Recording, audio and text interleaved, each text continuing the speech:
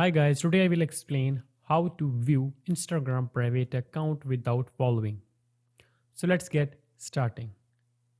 But before going any further, let me tell you the term and condition of Instagram.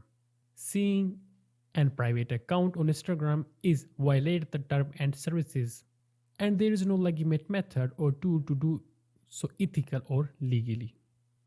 Private accounts are private for a reason, and the only legal way to view their content is by sending a follow request and having it accepted by the account owner.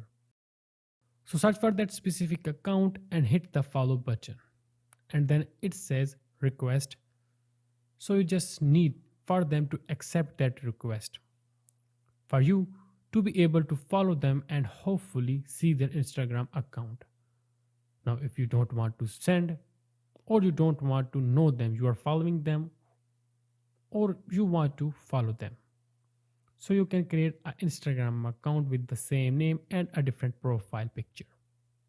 Then again, go to that account and press the follow button and just wait until they have accepted or confirmed your request to follow them. And then that also will be able to allow you to see their Instagram account or content which they are posting on Instagram.